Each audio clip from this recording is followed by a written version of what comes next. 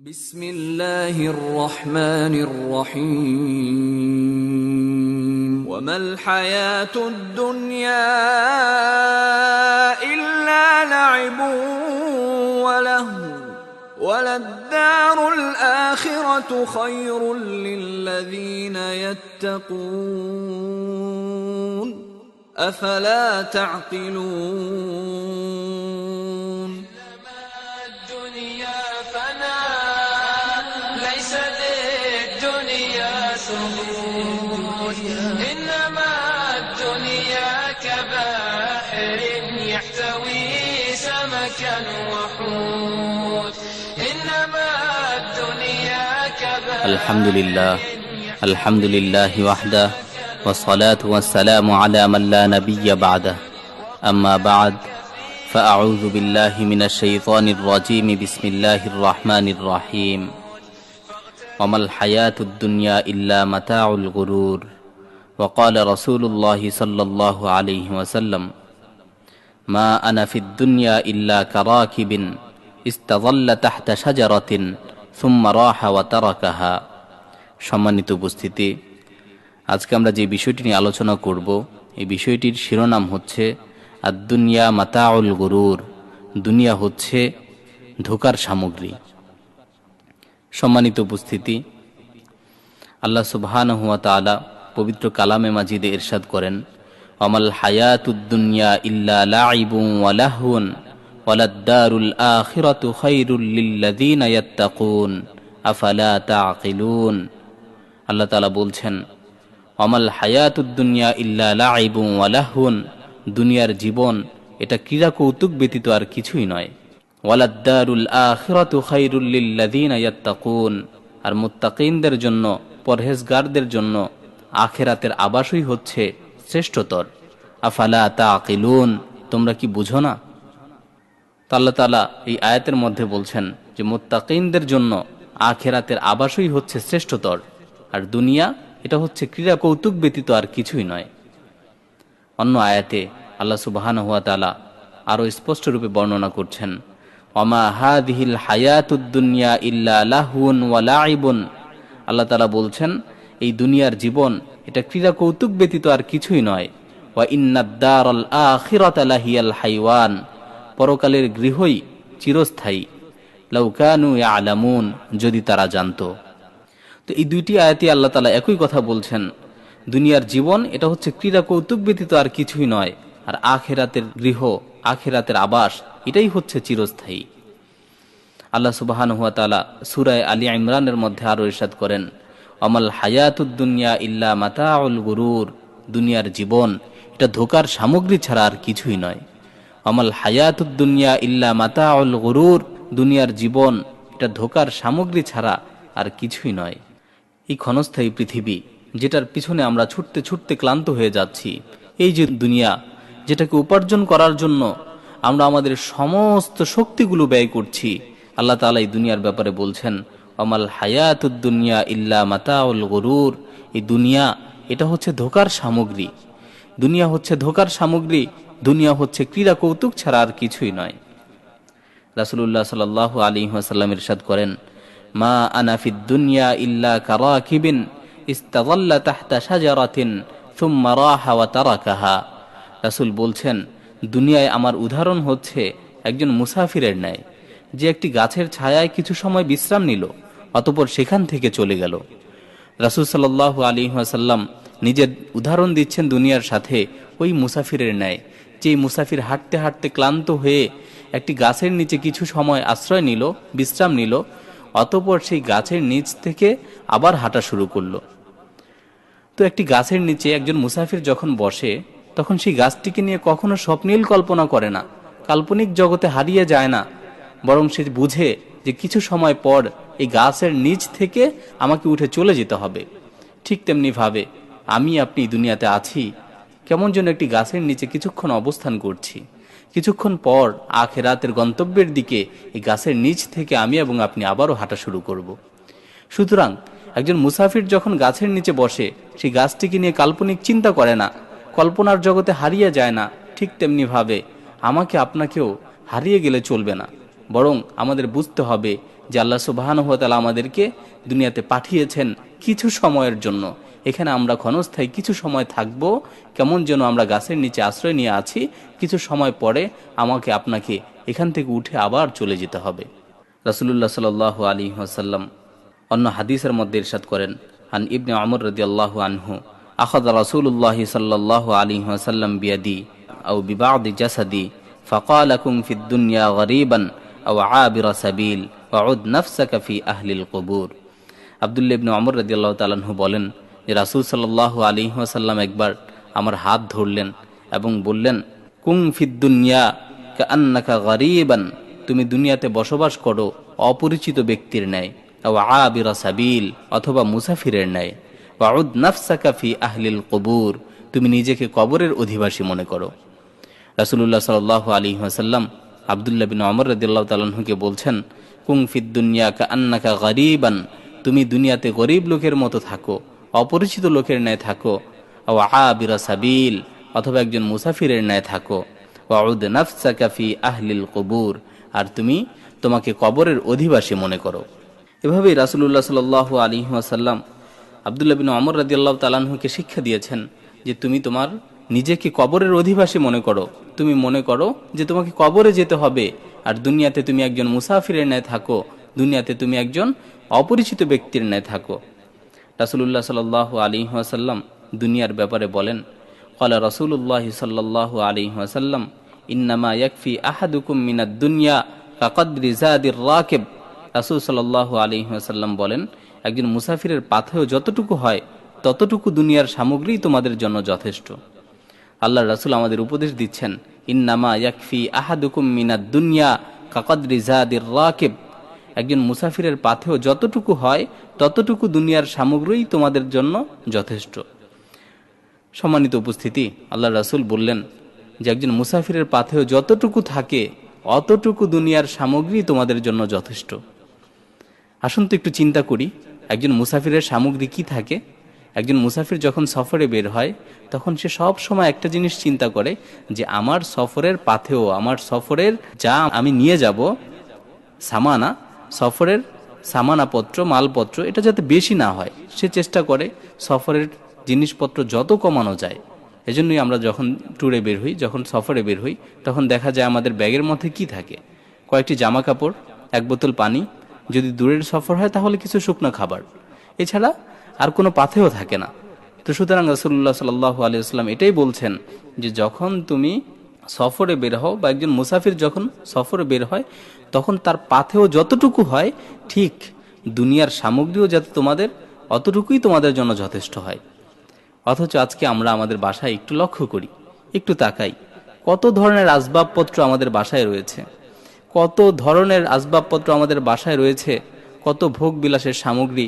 আমরা যদি আমাদের ড্রয়ারগুলো খুলি তাহলে দেখব কত প্রকারের জামা কাপড় আমাদের রয়েছে, তারপরও আমাদের প্রয়োজন মিটে না।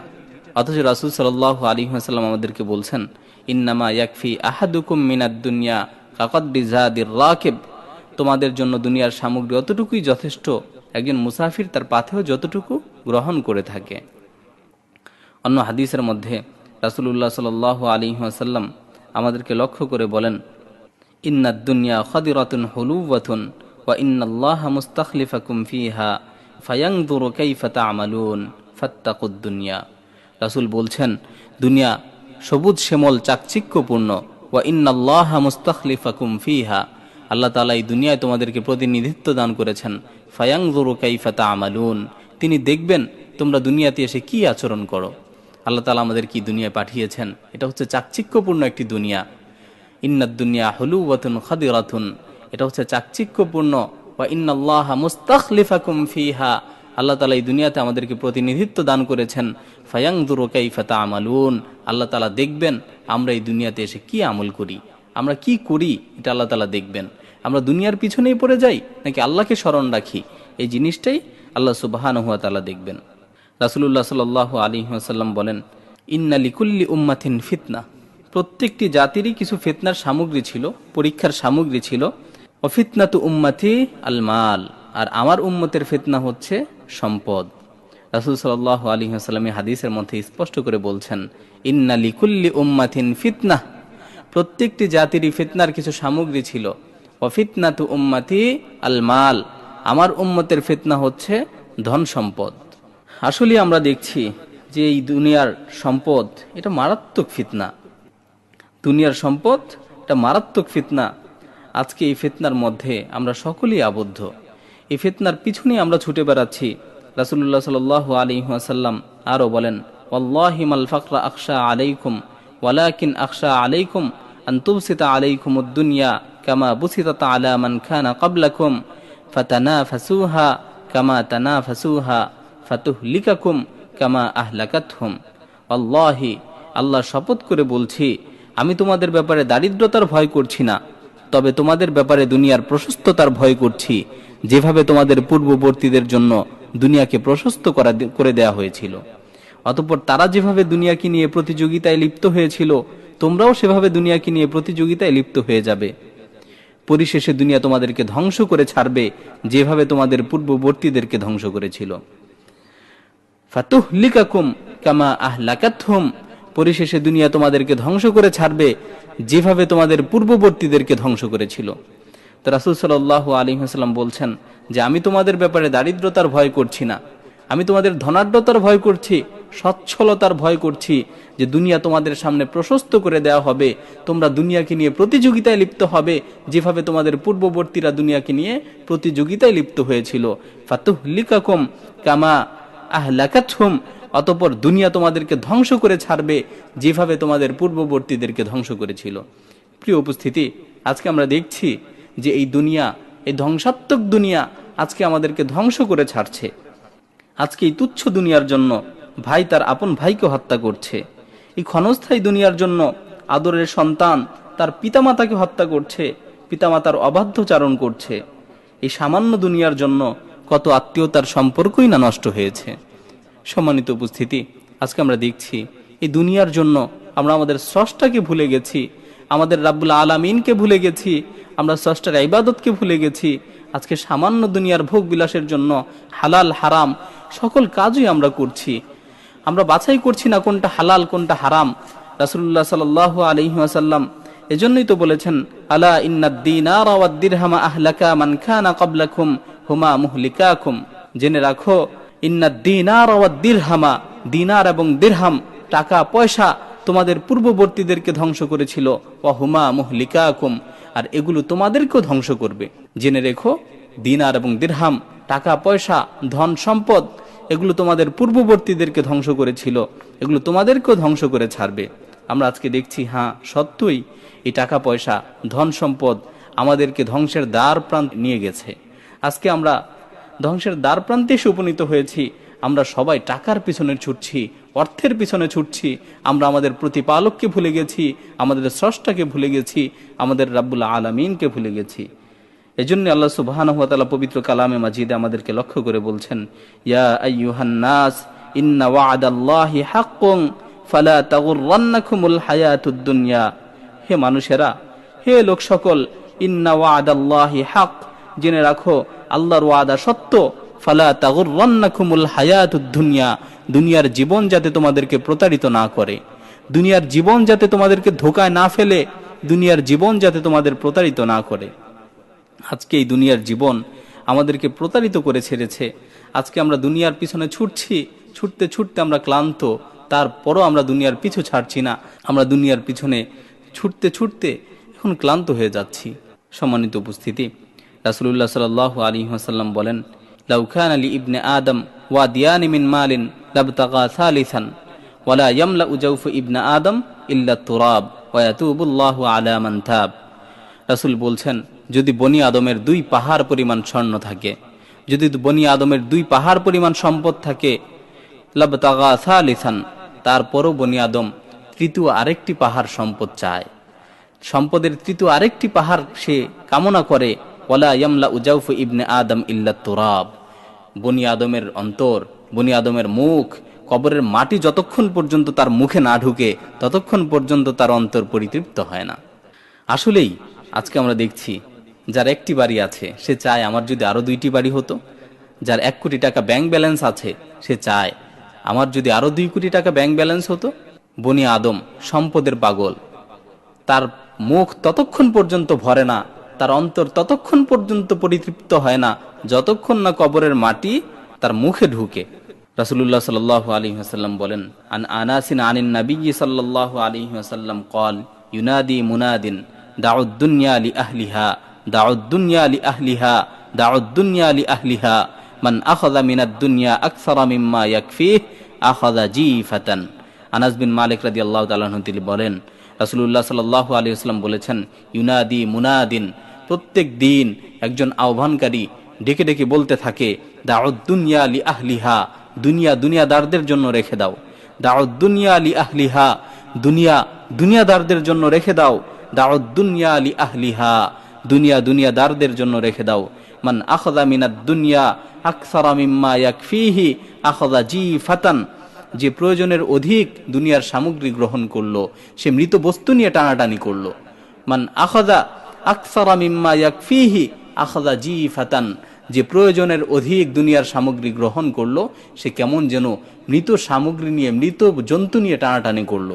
অন্য হাদিসের মধ্যে রাসূলুল্লাহ সাল্লাল্লাহু আলাইহি ওয়াসাল্লাম আরো বলেন, মান আসবাহা ওয়াদ দুনিয়া আকবারু হাম্মিহি ফালাইসা মিনাল্লাহি ফি শাই, দুনিয়া যদি কারো উদ্দেশ্য হয়ে যায়, দুনিয়া যদি কারো উদ্দেশ্য হয়ে যায়, ফালাইসা মিনাল্লাহি ফি শাই, তার সাথে আল্লাহর কোনো সম্পর্ক নেই। যদি দুনিয়াই কারো উদ্দেশ্য হয়ে যায়, ফালাইসা মিনাল্লাহি ফি শাই, তাহলে আল্লাহর সাথে তার কোনো সম্পর্ক নেই।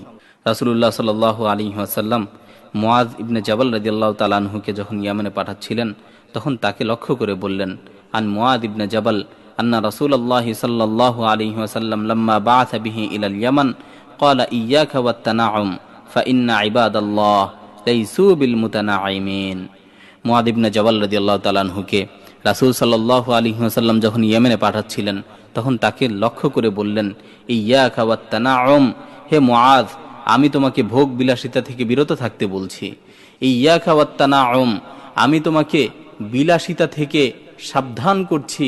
ফাইন্না ইবাদাল্লাহ লাইসু বিল মুতানাঈমিন, কেননা আল্লাহর বান্দারা কখনো বিলাসী হয় না।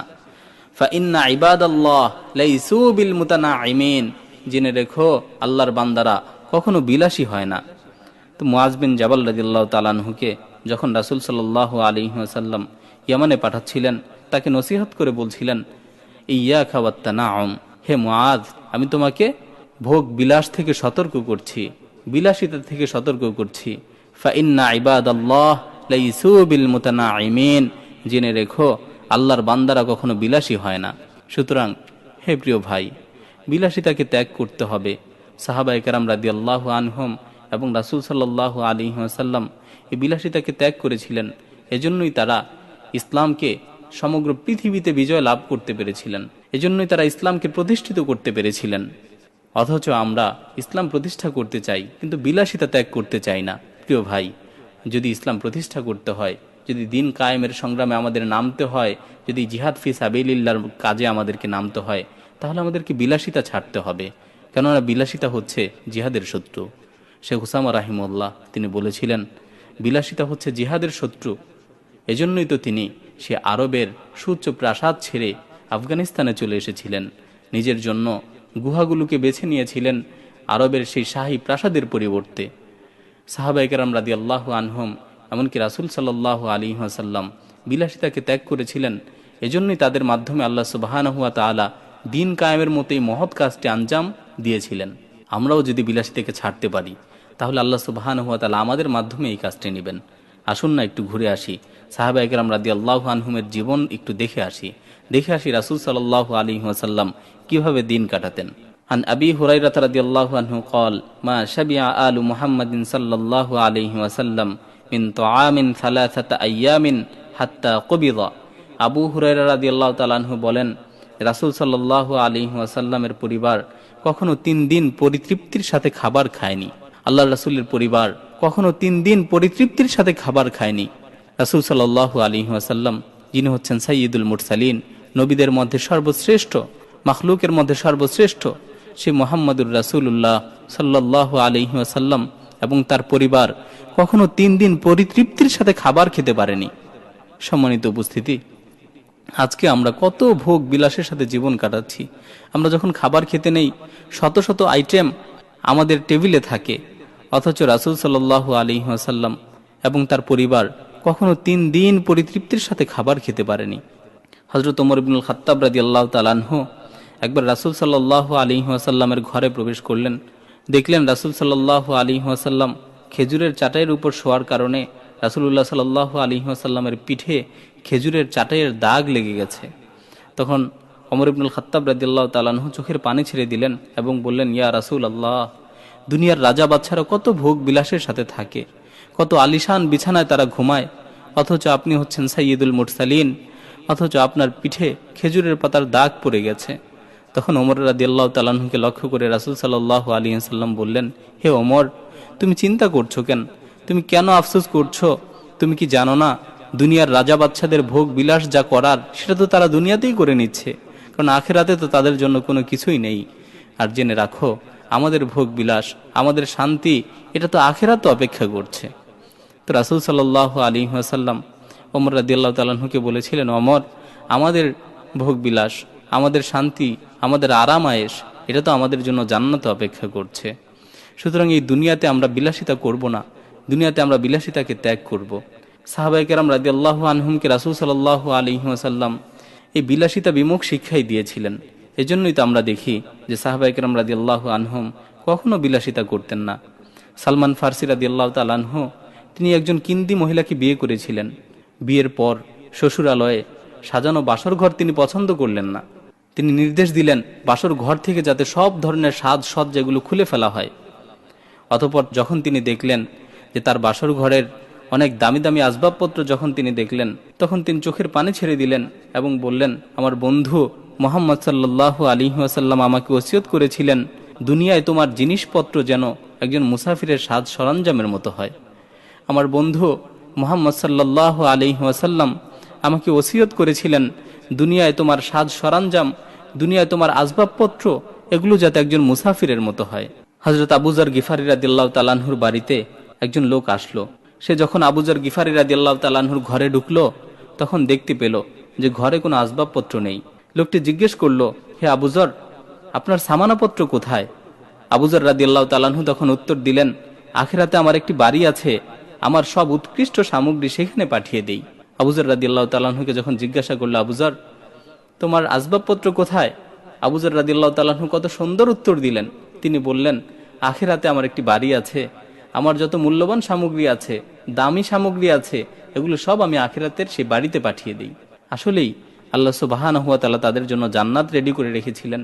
তারা সব সময় চিন্তা করতেন, ওয়াল আখিরাতু খায়রুম ওয়া আবকা, আখিরাত হচ্ছে চিরস্থায়ী, আখিরাত হচ্ছে সর্বোত্তম, এটাই ছিল তাদের চিন্তা।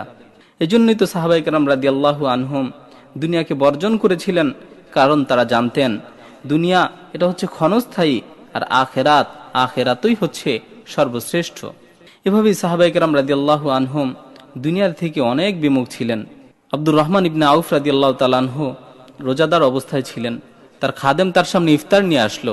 যখন তিনি দেখলেন যে ইফতার, অনেক ধরনের খাবার রয়েছে ইফতারের মধ্যে, তখন তিনি চোখের পানি ছেড়ে দিলেন এবং বললেন, কুতিলা মুসআব ইবনে উমাইর ওয়া হুয়া খায়রুম মিন্নি কুফিনা ফি বুরদাতিন ইন গুত্তিয়া রাসাহু বাদাআত রিজলাহু ওয়া ইন গুত্তিয়া রিজলাহু বাদাত রাসাহু সুম্মা বুসিতা লানা মিনাদ দুনিয়া মা বুসিতা। তিনি বললেন, মুসআব ইবনে উমাইর শহীদ হয়ে গেছেন। মুসআব বিন উমাইর আমার থেকেও শ্রেষ্ঠ ছিলেন। মুসআব বিন উমাইর ছিলেন আরবের সেই শ্রেষ্ঠ তরুণ, যে আরবের সবচেয়ে দামি কাপড়গুলো পরিধান করতেন। কুরাইশ বংশের ছিলেন সেই মুসআব। মুসআব বিন উমাইর আরবের সেই শ্রেষ্ঠ তরুণ। তার শাহাদাতের পর একটি কাফনের কাপড় পাওয়া যাচ্ছিল না, পূর্ণাঙ্গ কাফনের কাপড়, যেটি দিয়ে তার কাফনের ব্যবস্থা করা হবে। এত ছোট একটি চাদর পাওয়া গেল, যেটি দিয়ে তার মাথা ঢাকলে পা খুলে যাচ্ছিল, পা ঢাকলে মাথা খুলে যাচ্ছিল। অতঃপর আল্লাহ তাআলা দুনিয়াকে আমাদের সামনে প্রশস্ত করে দিলেন। এমনকি আমরা ভাবতে লাগলাম যে আমাদের আখিরাতের সরঞ্জাম মনে হয় সবকিছু দুনিয়াতেই দিয়ে দেওয়া হচ্ছে। এটা বলে আব্দুর রহমান বিন আউফ রাদিয়াল্লাহু তাআলা আনহু কাঁদতে থাকলেন এবং তিনি খাবার আর খেলেন না, খাবার অন্যদের দিয়ে দিলেন।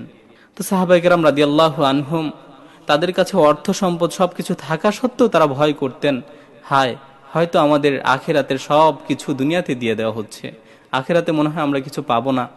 এজন্য তারা দুনিয়ার আসবাবপত্র এগুলো থেকে দূরে থাকতেন, দুনিয়া বিমুখ থাকতেন, সবসময় আখিরাতমুখী চিন্তা করতেন। হযরত ওমর ইবনুল খাত্তাব রাদিয়াল্লাহু তাআলা আনহু তিনি একবার আব্দুল্লাহ ইবনে ওমর রাদিয়াল্লাহু তাআলা আনহুর ঘরে দাওয়াত নিলেন।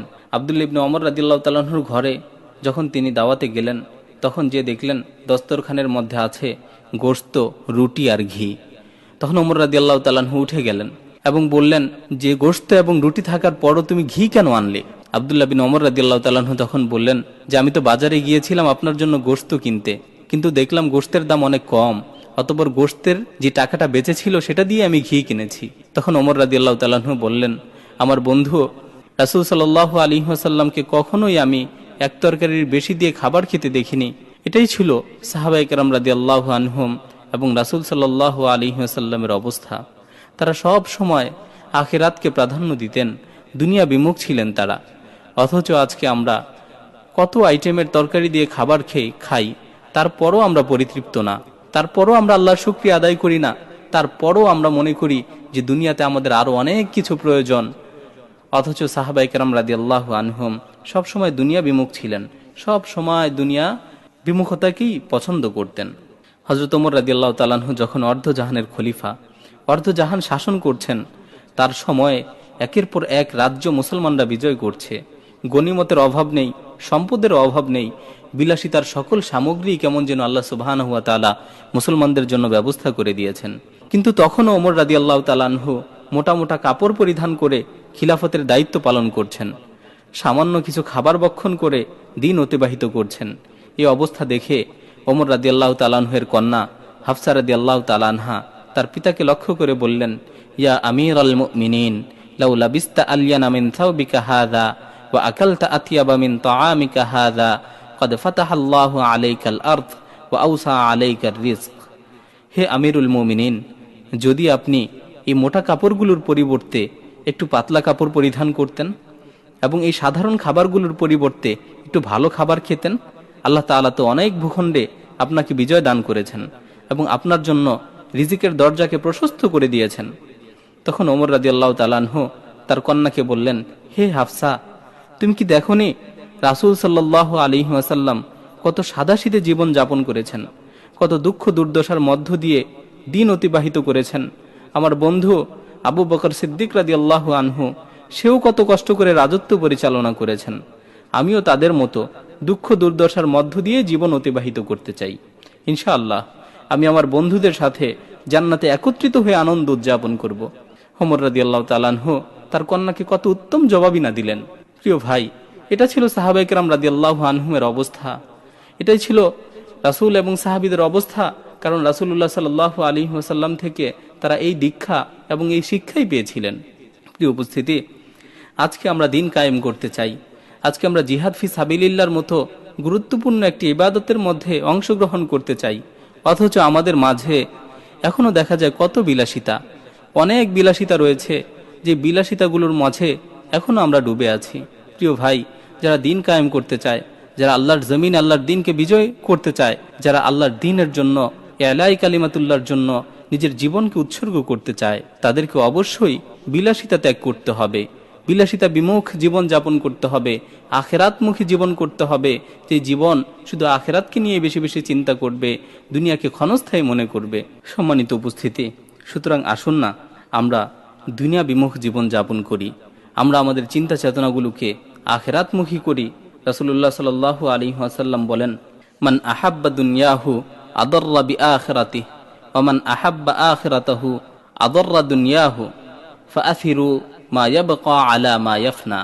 রাসূল সাল্লাল্লাহু আলাইহি ওয়াসাল্লাম বলছেন যে দুনিয়াকে বেশি ভালোবাসে সে তার আখিরাতকে ক্ষতিগ্রস্ত করছে, আর যে আখিরাতকে বেশি ভালোবাসে সে তার দুনিয়াকে ক্ষতিগ্রস্ত করছে। ফাআথিরু মা ইয়াবকা আলা মা ইয়াফনা। সুতরাং তোমরা ক্ষণস্থায়ী জিনিসের উপর চিরস্থায়ী জিনিসকে প্রাধান্য দাও। তো রাসূল আমাদেরকে লক্ষ্য করে বলছেন, তোমরা ক্ষণস্থায়ী জীবনের উপর চিরস্থায়ী জীবনকে প্রাধান্য দাও। প্রিয় ভাই, আসুন না এই ক্ষণস্থায়ী জীবনের উপর আমরা চিরস্থায়ী জীবনকে প্রাধান্য দেই, দুনিয়ার জীবনের উপর আমরা আখেরাতের জীবনকে প্রাধান্য দেই। যদি আমরা দুনিয়ার জীবনের উপর আখেরাতের জীবনকে প্রাধান্য দিতে পারি, তাহলেই আমাদের এই জীবন, আমাদের এই দুনিয়া সার্থক হবে এবং আখেরাতে আমাদের জন্য রয়েছে উত্তম জায়গা, যার ব্যাপারে আল্লাহ সুবহানাহু ওয়া তাআলা আমাদের সাথে ওয়াদা করেছেন, ওয়াল আখিরাতু খায়রুম ওয়া আবকা, আখিরাত হচ্ছে উত্তম এবং চিরস্থায়ী। সুতরাং আসুন আমরা দুনিয়ামুখী চিন্তাগুলোকে ছেড়ে দিয়ে আখিরাতমুখী চিন্তা করি। আমরা চিন্তা করি যে কিভাবে জান্নাতে আমাদের জন্য সুন্দর একটি প্রাসাদ নির্মাণ হবে, কিভাবে জান্নাতে আমরা শান্তিতে থাকব। সুতরাং আসুন আমরা বেশি বেশি করে আল্লাহর ইবাদত করি এবং আখিরাতমুখী জীবন যাপন করি। আল্লাহ তাআলা আমাদেরকে বিষয়গুলো বোঝার এবং আমল করার তৌফিক দান করুন। ওয়া মা আলাইনা ইল্লাল বালাগ।